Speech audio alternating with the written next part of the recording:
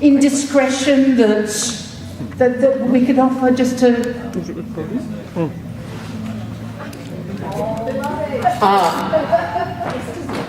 That says he has a past, and it's worth digging out, ladies and gentlemen. Luke Carroll, former peacekeeper, and I think that's led him to his decision to make this session about patriotism, humour, lament, protest, and the music of war. I very much look forward to that. As someone who's sung a lot of war songs myself, keen to increase my repertoire. So give a loud welcome to Luke Carroll.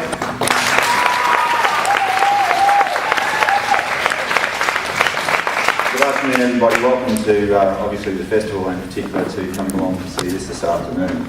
I should start, I think, by giving an explanation of what this project was about, where it actually came from. The intent in what I was doing, or what I've chosen to do, is to examine the relationship between music and conflict, as you can see there. I've broken it up into two sessions. This one this afternoon covers from the period of the Boer War through to the end of the Second World War. And then on Monday I'll continue on and look at Korea, Malaya through to the present day. What I do is give a bit of a very brief potted history of what happened in those conflicts to give context to the music that I have found. And then I sing a song from each of those four themes where I've been able to actually find them.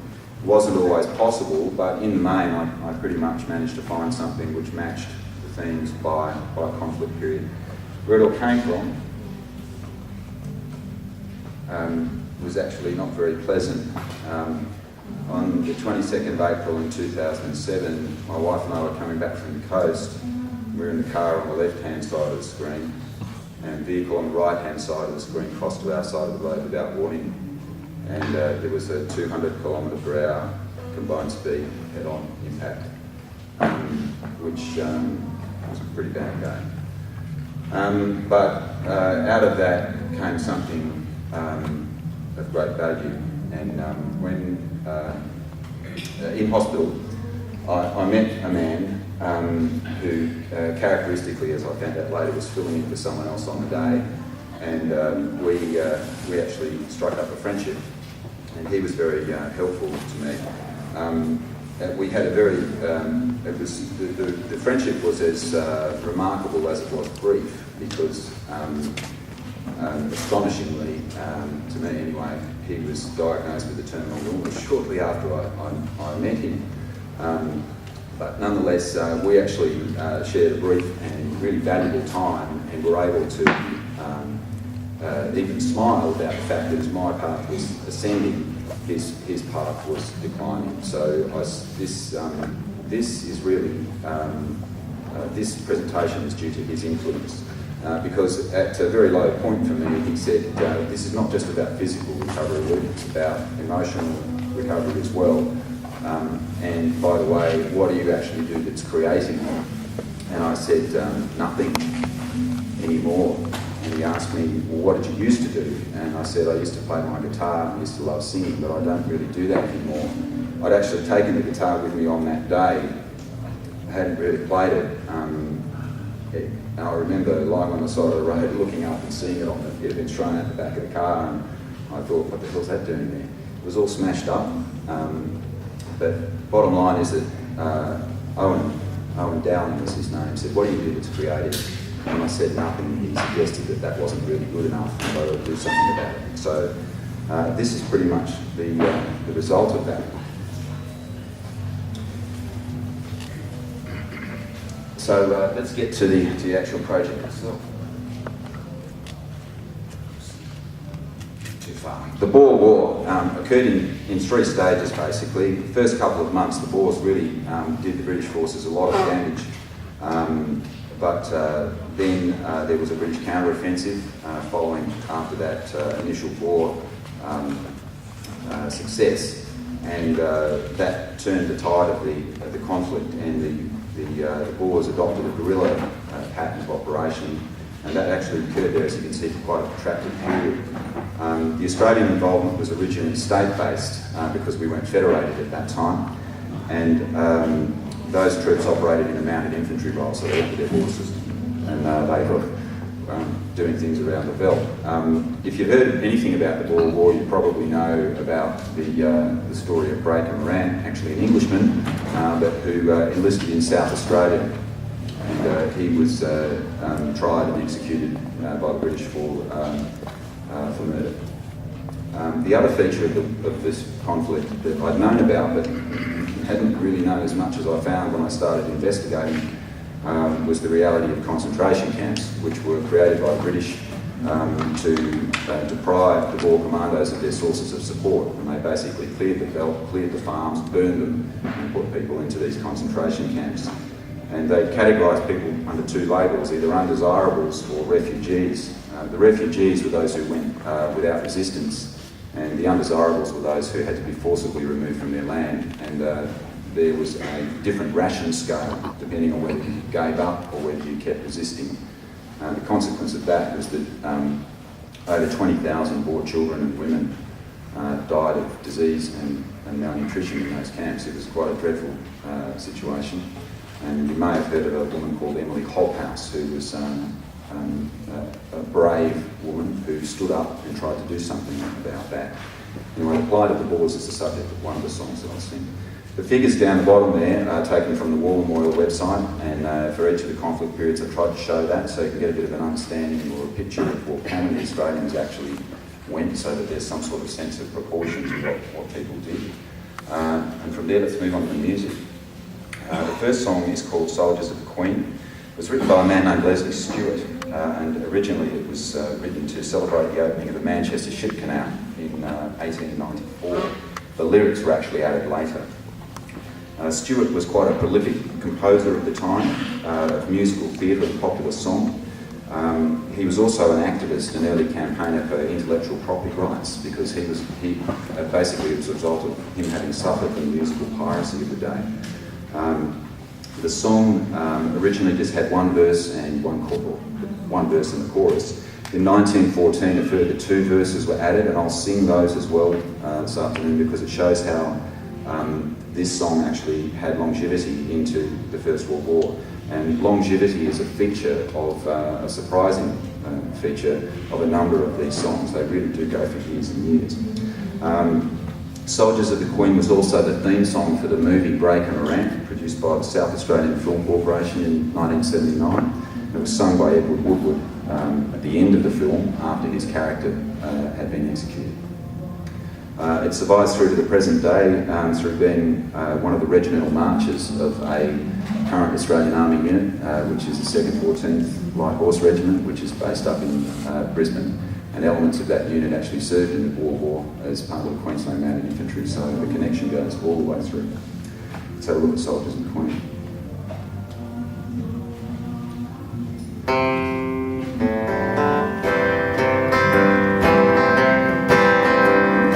Britons always loyally declaim about the way we rule the waves.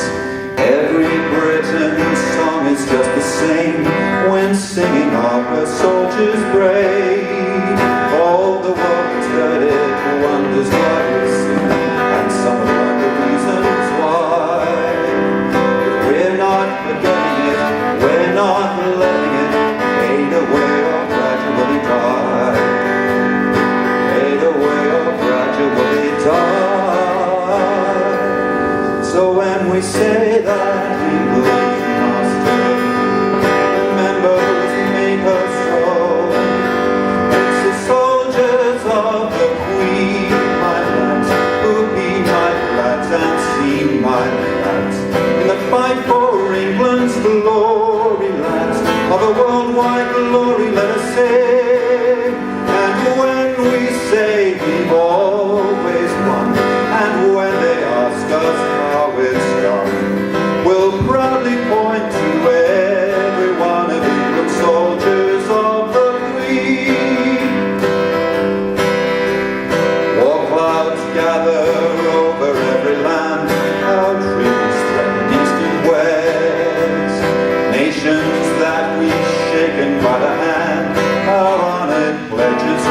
to test.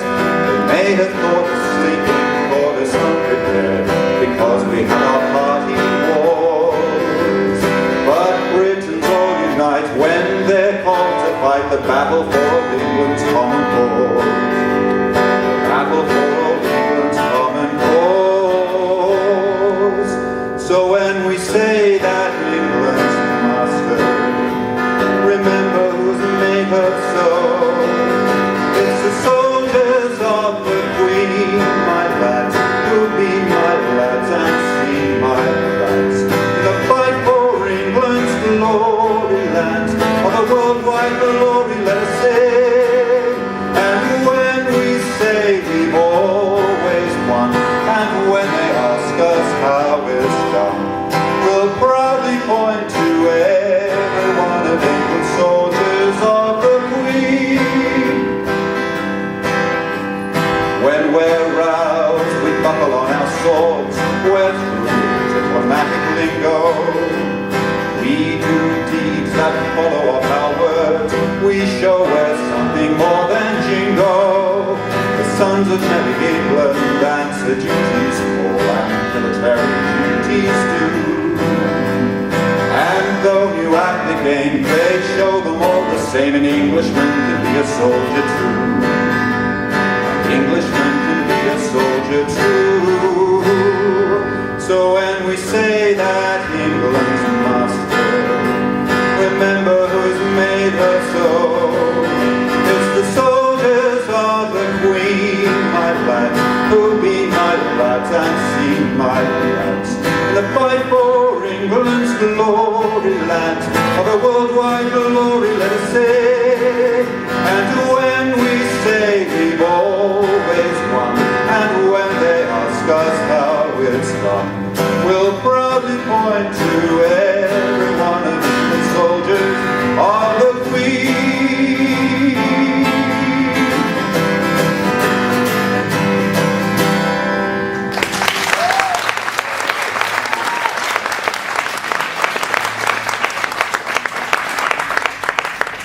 That image you just saw was Harry Morant, and this photo here is a group of South Australian soldiers in the second from the left in the middle rank. So the seating, cross was seated. Second from the left is Morant. Okay, the next song is called Goodbye Dolly Gray. It also has a great story. It was written by fellows called Will Cobb and Paul Barnes, American. I have come to say goodbye, Dolly Gray. It's no use to ask me why, Dolly Gray. There's a murmur in the air, you can see it everywhere. It's the time to do or dare, Dolly Gray. So if you hear the sound of feet, Dolly Gray, marching through the village street, Dolly Gray, it's the tramp of soldiers true in their uniforms so blue. I must say goodbye to you, Dolly Gray. Goodbye, Dolly, I must leave you, though it breaks my heart to go.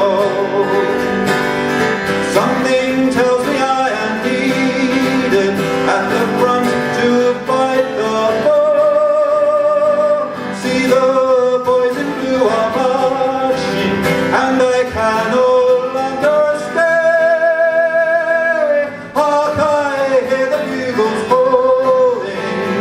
Goodbye, Dolly Gray. Hear the rolling of the drums, Dolly Gray. Back from war the regiment comes, Dolly Gray. On your lovely face so fair I can see a look of fear, 'cause your soldier boy's not there, Dolly Gray. For the one you love so well, Dolly Gray, in the midst of battle fell, Dolly Gray.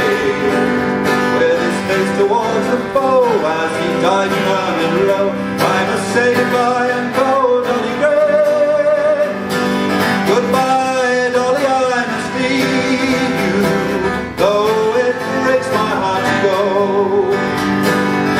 Something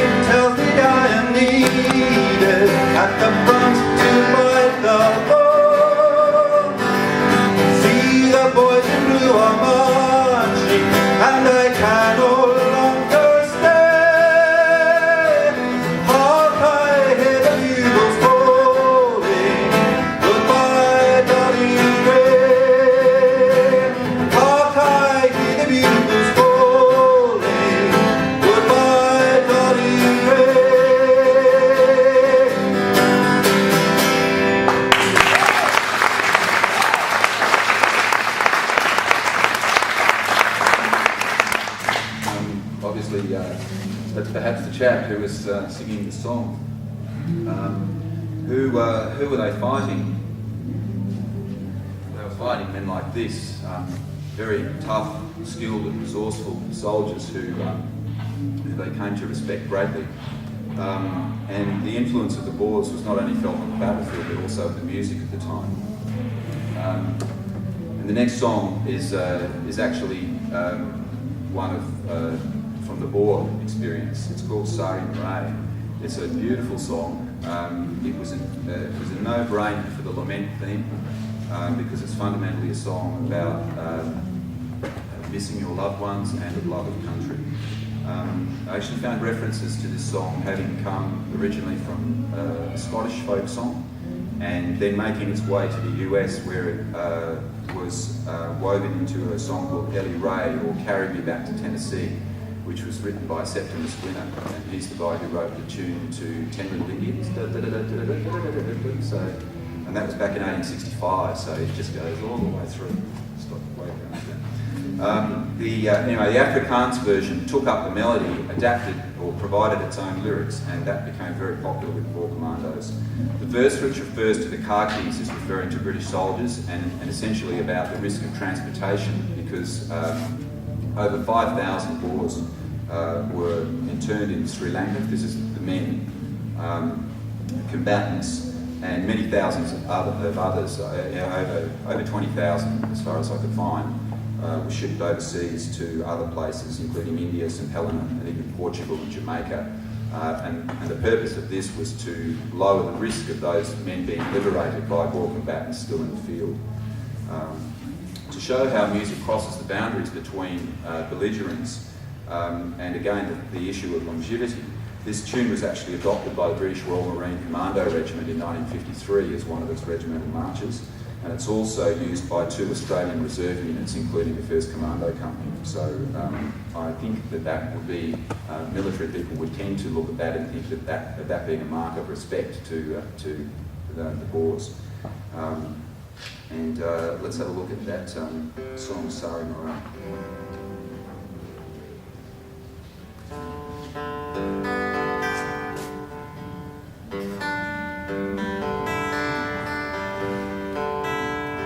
My Sari Marae is so far from my heart, I'm longing to see her again. She lived on a farm on the Mooi River bank before I left on this campaign. Oh, bring me back to the old Transvaal, that's where I long to be, way yonder amongst the mealies by the green thorn tree. My Sari is waiting for me. I wonder if I'll ever see that green thorn tree, that's where she's waiting for me. I feared that the car keys would get hold of me and send me away o'er the sea. I fled over land to the orange river sand, in Uppington I would be free. Oh, bring me back to the old Transvaal, that's where I long to be, where yonder amongst the mealies by the green thorn tree, my Sari is waiting for me. I wonder if I'll ever see that green thorn tree, that's where she's waiting for me. At last there was peace and I started for home, to the Transvaal I've always adored. My Sari Marae will be waiting there for me, her kiss will be my best reward. Oh, bring me back to the old Transvaal, that's where I long to by the green thorn tree. My sorry is waiting for me. I wonder if I'll ever see that green thorn tree. That's where she's waiting for me. Oh, bring me back to the old Transvaal. That's where I long to be, where yonder amongst the mealies by the green thorn tree, my sorry is waiting for me. I see my sorry sitting there and weeping for me, until the day I can be free.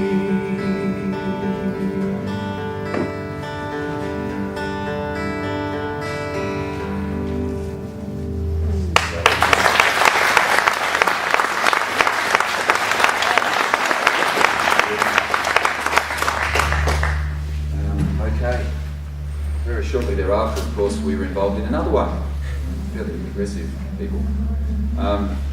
Australians obviously fought at Gallipoli, and then after the withdrawal from the peninsula, there was a big reorganisation in the Middle East. The infantry went off to France, and the light horse remained in Palestine and Sinai. Features that really stood out in doing the research for the project were two things that really impacted on the country were conscription. There were two referenda, both of which were defeated, and so the Australian forces remained an all-volunteer force. I think the only all-volunteer force, or perhaps the New Zealanders may have joined us there, I'm not sure.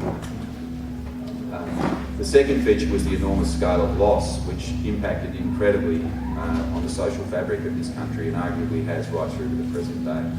The enlistments were massive in scale for a country with a population between about 5 and 6 million at that time.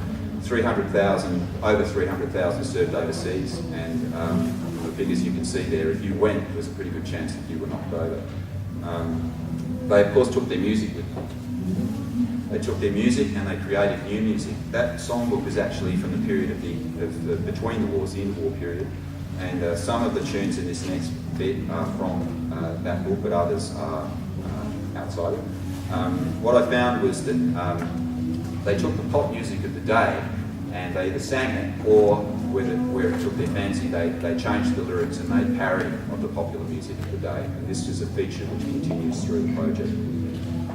The first song is a patriotic song. It's called Australia Will Be There. It was written by a Welshman named Skipper Francis, who was in Australia at the time the war broke out on a lecture tour. He'd been crippled as a child in an accident, but he was a very accomplished sportsman, and he was speaking about a marathon swim that he'd done. He tried to enlist, but he was prevented because of his disability, probably lucky. But he wrote this song and he sang it at Broadmeadows Camp outside Melbourne, and it was taken up immediately by the soldiers and became an instant hit. It was unashamedly, or is unashamedly patriotic, and it was reissued or republished a number of times during the war, and even through into the interwar period, and then again at the outbreak of the Second World War, he trotted it out again. So this guy was making a crust out of this particular tune for a very long time. It was accepted as the official march song of the AIF, that's Australian Imperial Forces, in 1914. It was sung before the King. It was sung when Billy Hughes was presented with freedom at the City of London. It was sung by soldiers on the troop ships Southland and Ballarat in 1915 and 1917, respectively, when those ships were torpedoed and sinking. It was just a very popular tune. And the imagery that you can see behind me is mainly from the National Library for this session. There is some from the War Memorial. There is some from the State Library of Victoria. I need to really say thank you to the people from those three institutions who provided assistance in giving me the permission to use the imagery. There's a fair amount of sheet music in this next session to show you the other stuff that could have also been used, and the war images are from the early period of the war, particularly in Egypt and Gallipoli. So let's have a look at Australia again. There's been a lot of argument they say, as to whether dear old England should have gone into the fray. But right-thinking people all wanted her to fight, 'cause when there's shady business, Britannia puts it right. Rally round the banner of your country, take the field with brothers of the bow. On land or sea, wherever you be, just keep your eye on Germany. But England, home and beauty, have no cause to be. Should old acquaintance be forgot? No, no, no, no, no, Australia will be there. Australia will be there.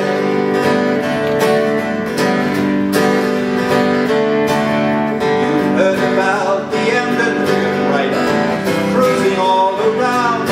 That was singing British merchantmen wherever they could be found.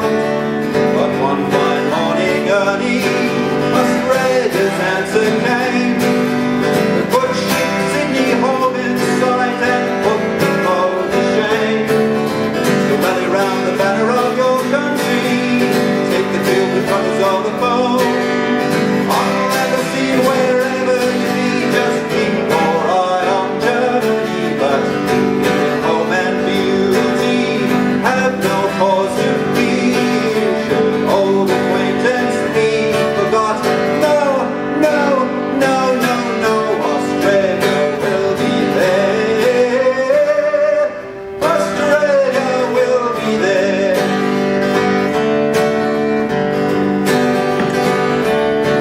When old John Bull is threatened by foes on land or sea, his colonial sons are ready, and at his side will be. From Africa, Canada, come men to do or die, and motherland is glad to hear Australia's battle cry. So rally round the banner of your country, take the field with brothers of the foe. On land or sea, wherever you be, just keep your eye on Germany. But England, home and beauty, have no cause to fear. Should old acquaintance be forgot? No, no, no, no, no, Australia will be there. Australia will be there. Australia will be there. Australia will be there.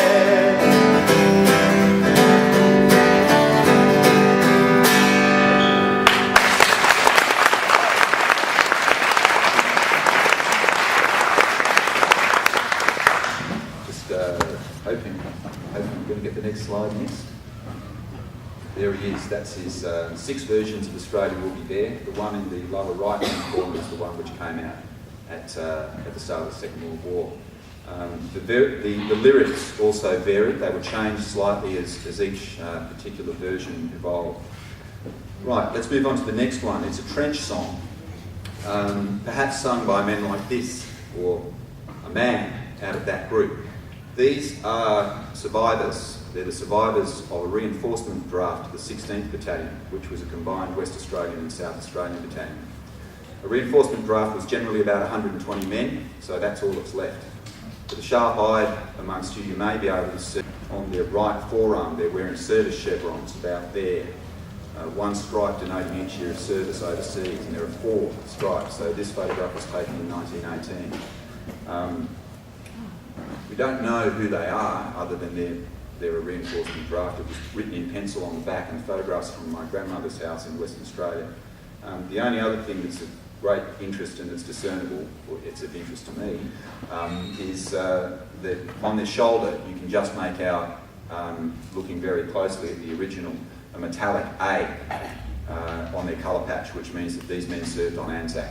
You could only put that A on your colour patch if you'd been on Gallipoli. Okay, a song as a member of a reinforcement draft that they might have sung could have been this one. It's called Dinky Die. It's a trench song that's well known and quite popular, It's the story of a soldier who goes on leave from France to England, and he runs into a member of the headquarters staff and has an altercation with that person. Let's see what happened.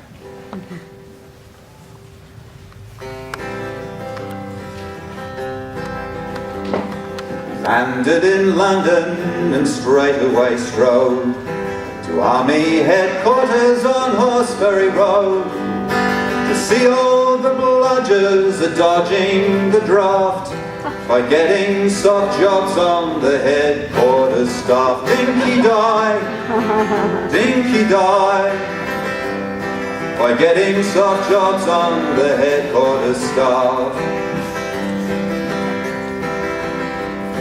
A lousy lance corporal said, "Pardon me, please. There's mud on your tunic and blood on your sleeve, and you look so disgraceful that people will laugh," said the lousy lance corporal on the headquarters staff. Dinky-die, said the lousy lance corporal on the headquarters staff. The digger, he gave him a murderous glance, said, "I've been fighting in faraway France, where the whiz-bangs are flying and comforts are few, and there's brave men are dying for bastards like you." Dinky-die, and there's brave men are dying for bastards like you. We're bombed on the left and we're bombed on the right, we're shelled through the day and we're shelled through the night, and if someone don't do something, and bloody soon, there'll be nobody left in the bloody platoon. Dinky-die, there'll be nobody left in the bloody platoon. Now all of this came to the ears of Lord Gort, who gave the whole matter considerable thought, then awarded the digger a VC and 2 bars for giving the corporal a kick up the arse. Dinky-die, for giving the corporal a kick up the arse. Dinky-die, for I'm an old digger and I wouldn't lie.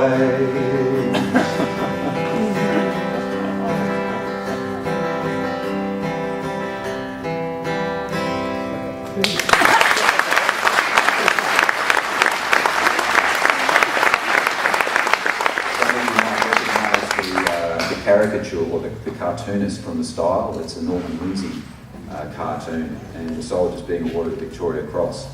Just explained there that the reference to Lord Gort awarding a VC and 2 bars. A bar on a gallantry decoration means that it's been awarded again.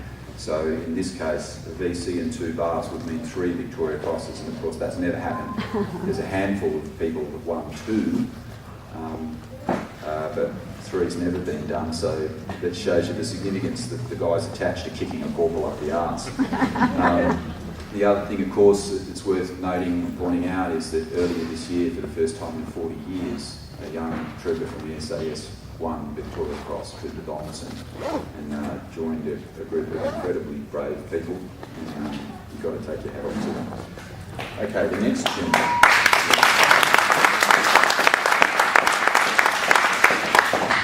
The next tune is a wonderful song.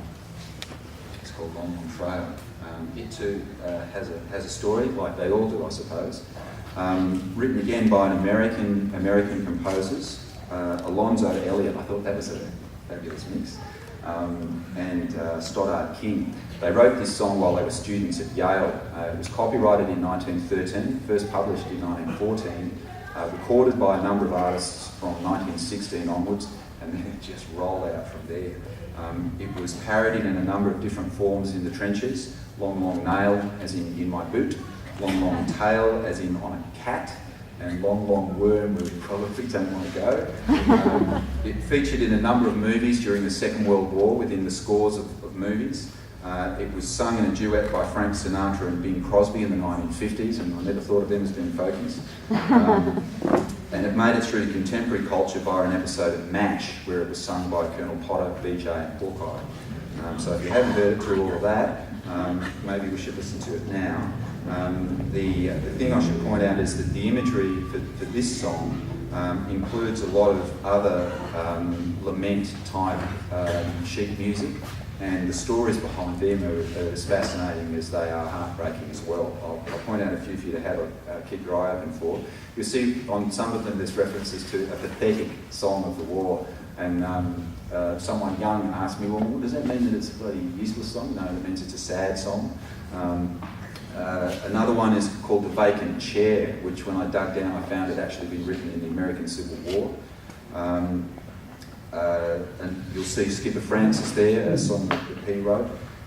There's another one called Hello Central, Give Me No Man's Land, which is an American song, and the story there is of a child trying to ring the telephone exchange to reach their father in no man's land because the child's worried about their mother. And another story is you may just make out the notations on the sheet music where the composer has signed it, and his name is Harvey Cohen, Private 4th Battalion, Regimental Number 37. And in the context of over 400,000 people enlisting, I think that that's pretty special. This guy was wounded on Gallipoli. I found him in the National Archives, wounded on Gallipoli. So his war was at the pointy end, lasted a few weeks. He was wounded, came home and became a composer. He may have been a musician already, but certainly became a composer afterwards. And he also wrote music which extended into the Second War. So this is just full of stories, this tune.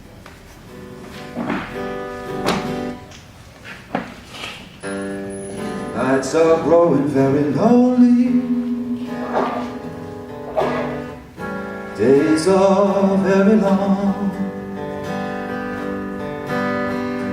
I'm not growing weary only, listening for your song. Old remembrances are thronging through my memory,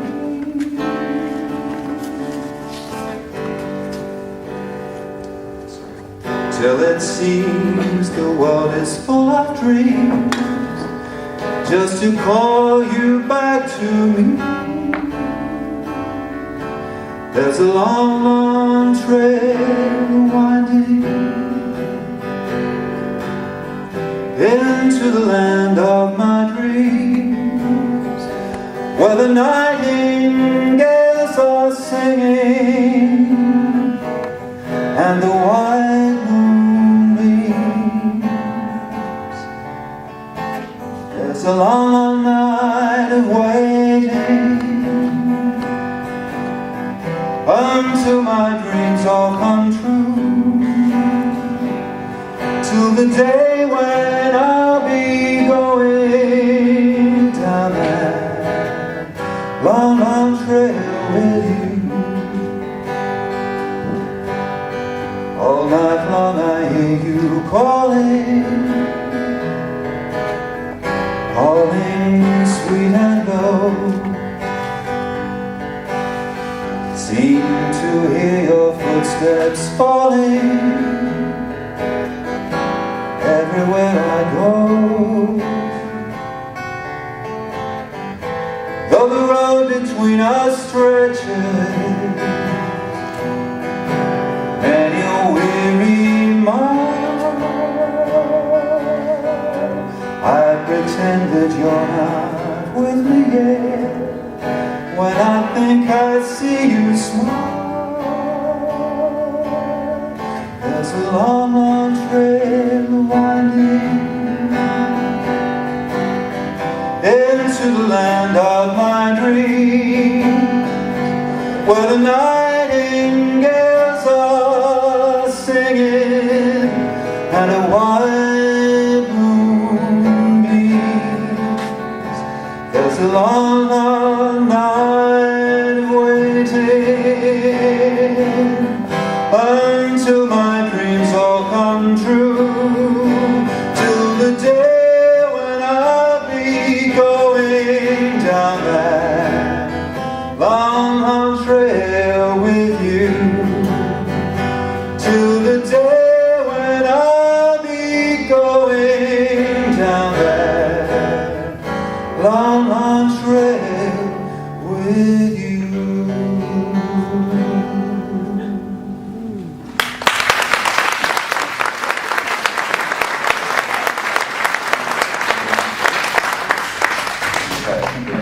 catch up on some slides.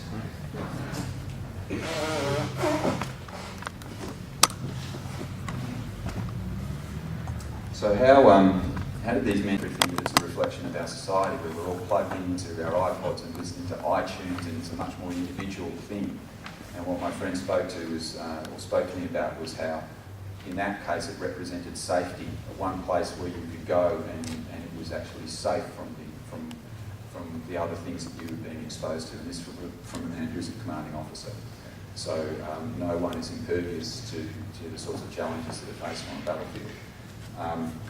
But the difference for these guys, in the first you're looking for the sergeant, and commonly to many of the trench songs, it steps down through the ranks and addresses what they think of people at different ranks. And there's Field Marshal Haig.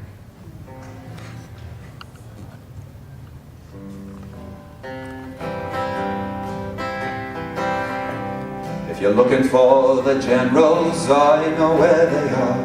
I know where they are. I know where they are. If you're looking for the generals, I know where they are. They're hanging round the Fol Berger. I saw them hanging round the Fol Berger. I saw them hanging round the Fol Berger. If you're looking for the colonels, I know where they are. I know where they are. I know where they are. If you're looking for the colonels, I know where they are. They're pinning another medal on their chest. I saw them pinning another medal on their chest. I saw them pinning another medal on their chest. Looking for the captains, I know where they are. I know where they are. I know where they are. If you're looking for the captains, I know where they are. They're home on 7 days leave. I saw them home on 7 days leave. I saw them home on 7 days leave. Looking for the quartermaster, I know where he is. I know where he is. I know where he is. If you're looking for the quartermaster, I know where he is. He's supping on the company's rum. I saw him supping on the company's rum. I saw him supping on the company's rum. If you want to find the sergeant, I know where he is. I know where he is. I know where he is. If you want to find the sergeant, I know where he is. He's drunk in the dugout floor. I saw him drunk on the dugout floor. I saw him drunk on the dugout floor. If you're looking for the diggers, I know where they are. I know where they are. I know where they are. If you're looking for the diggers, I know where they are. They're hanging on the old barbed wire. I saw them hanging on the old barbed wire. I saw them hanging on the old barbed wire. I saw them hanging on the old barbed wire. I saw them hanging on the old barbed wire.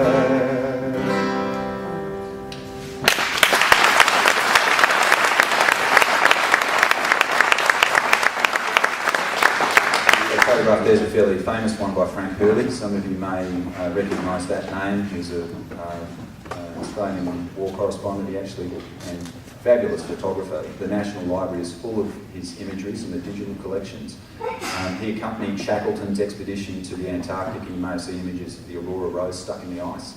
He took a lot of First World War photography and also in the Second World War. That bloke there is my grandfather.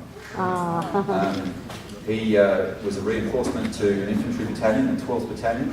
Unfortunately, he left home in 1915, got to the Middle East, and someone found out he was a butcher during the reorganisation. Lucky. They put him into what would now be called ordnance or transport, could have been either of those. And although he was away till 1919, he survived. I never met him, but my mother who's down there, Mum, told the story of him and a friend of his cacking themselves silly on Anzac Day one day over a story where they were taking forward rations in a horse and cart, and a shell landed on the limber and broke the limber, and the horses bolted. Ernie got blown backwards into the cart, and his mate got dragged away by the horses, and they were both laughing about that. That's some humour. His brother Frank also enlisted in an infantry battalion, the 28th Battalion. Again, the National Archives, got to plug all of these fantastic institutions, because you go and look and you can find things you never knew. I never knew that Frank Bailey tried to enlist in 1915, but was medically rejected. Went back in 1916,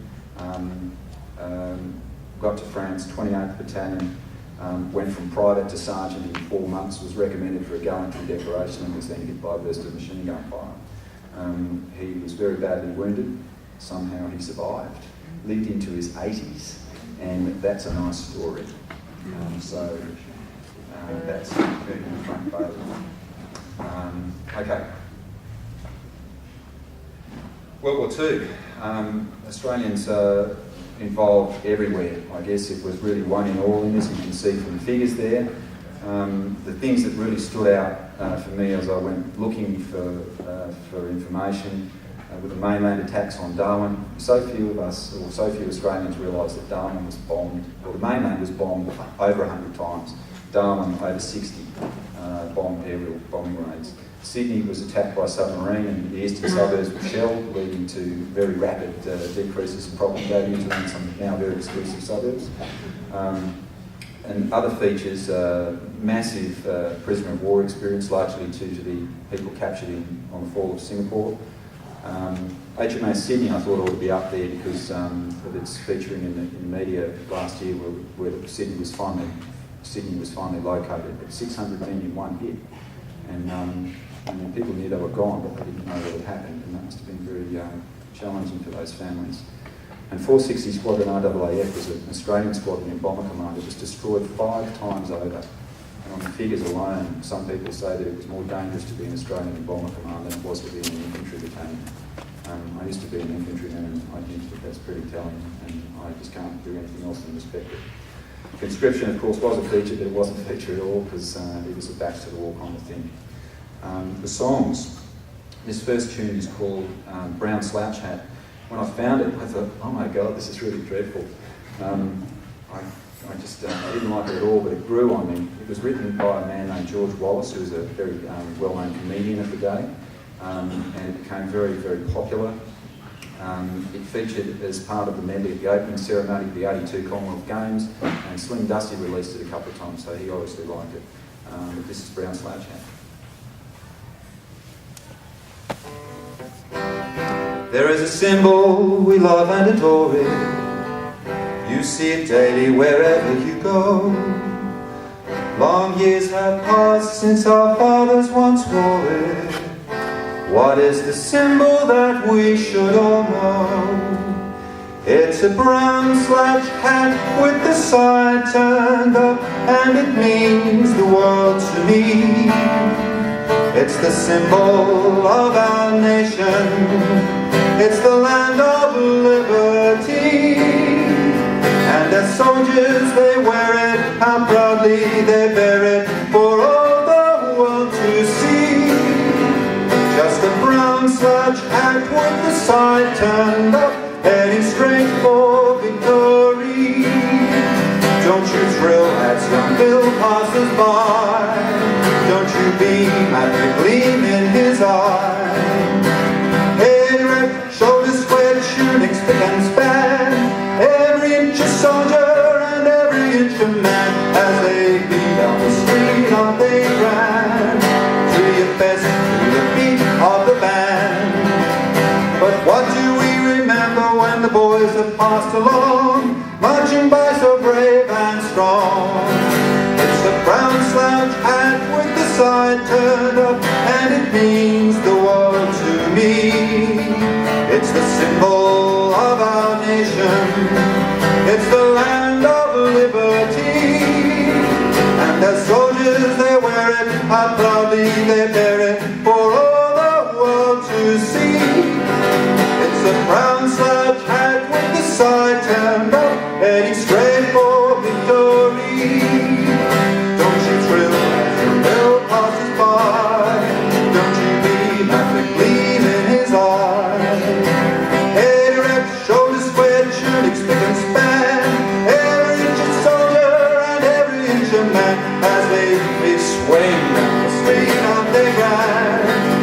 be abreast to the beat of the band.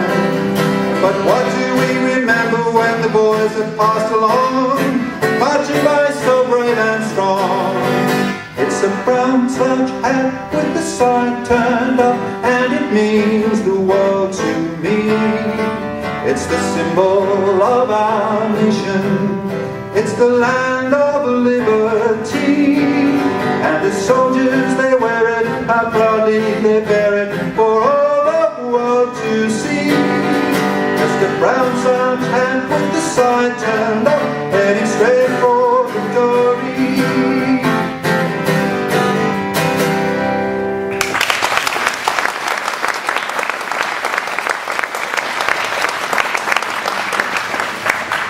Humorous song. That's not it. That's not it either, but I just wanted to show you how Harvey Cohen came along, the guy who was number 37, still riding in the Second World War. Yep. That's not it. That's not it. That's not it. But this is actually a beauty. This is a German song, and this is the lament. Very popular with soldiers on both sides of the line. Has a great story. It was actually written by a German soldier in the First World War, and it made it through to the Second World War. Taken up very popular with the Africa Corps, and then the Allies started singing it in German, to the great consternation of the powers that could be or were. So it was quickly translated into English.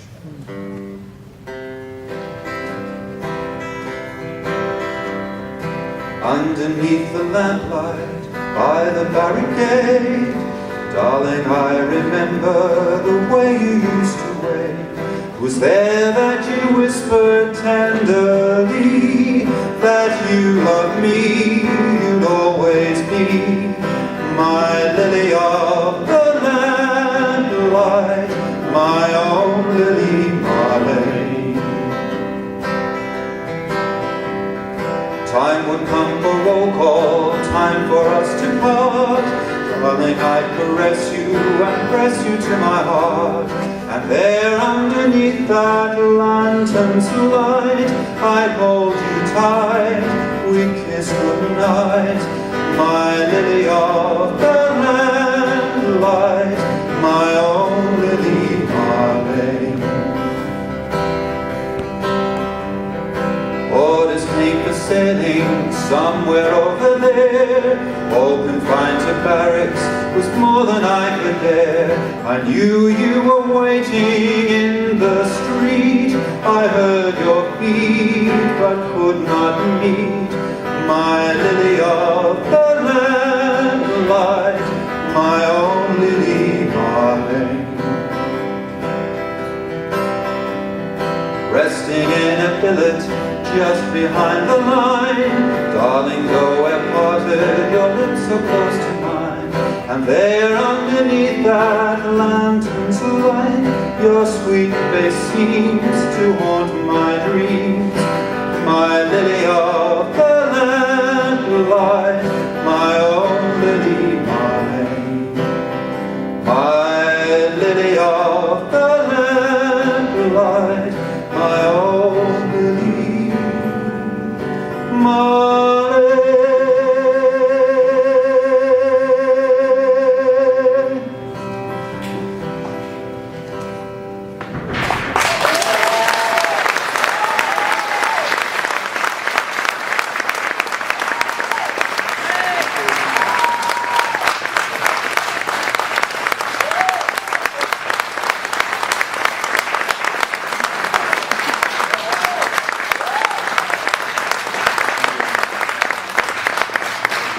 If you're around on Monday, you're most welcome to come and live in the second half. Back here? Yeah, back here, and it's quite. There's not as much imagery, and the songs are obviously more contemporary. I think it's fair to say that the two halves are quite different, and I really welcome any feedback on that observation, because I've been doing it from this end, so I'm not really sure. I think they're quite different, but thank you very much.